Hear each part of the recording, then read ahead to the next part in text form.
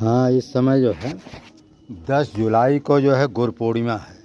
गुरु पूर्णिमा का अर्थ होता है, कहते हैं गुरु बिन माला फेरते, गुरु बिन करते दान, गुरु बिन सब निष्फल गयो, ऐसा कहते वेद पुराण।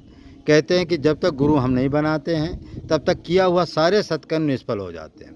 आप लोगों ने बचपन में सुना होगा कि हमारे जो माता पिता थे पहले जो गुरु मंत्र लिया करते थे, फिर कन्यादान करते थे, क्योंकि उनका कहना कि इतना पैसा रुपया हम लगाएंगे कन्या के शादी ब्याह में, यदि उसका फल न मिले तो किस काम का इतना पैसा। तो इसलिए कन्यादान का बहुत बड़ा महत्व होता है। इसीलिए कन्यादान के पहले जो है, पहले के लोग जो है गुरु मंत्र लेते थे और गुरु मंत्र लेने के बाद जो है फिर कन्यादान करते थे।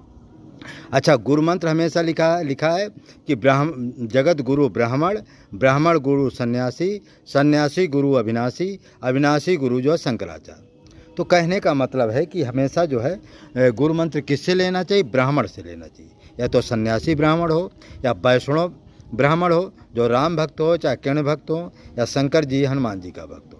ऐसे विशेषकर राम भक्त और कृष्ण भक्त ज़्यादा होना चाहिए। ऐसा कोई ब्राह्मण या सन्यासी हो या तो वैष्णव उपासक हो, तो ऐसे लोगों से जो है गुरु मंत्र लेना चाहिए।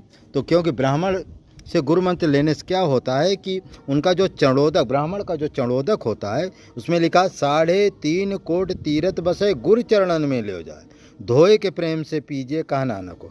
तो जो ब्राह्मण संत होते हैं उनके चरणों में 3.5 करोड़ तीर्थ वास करते हैं।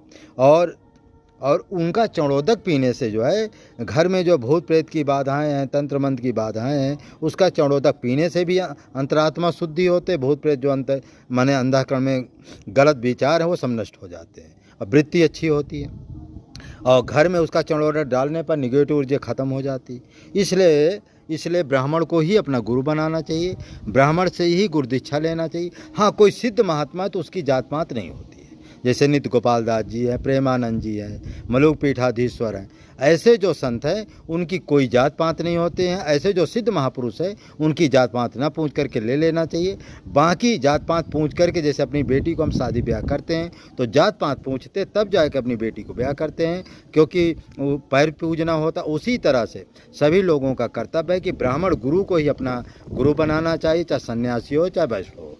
और फिर क्योंकि उसका चरणोदक भी तुमको पीना है, उसके चरणों में उसका जूठा भी खाना है, उसका पैर भी मींजना है। तो जब ब्राह्मण कुल का होगा तो सारा पुण्य आपको मिलेगा, और ब्राह्मण कुल का न होगा तो तुम भी न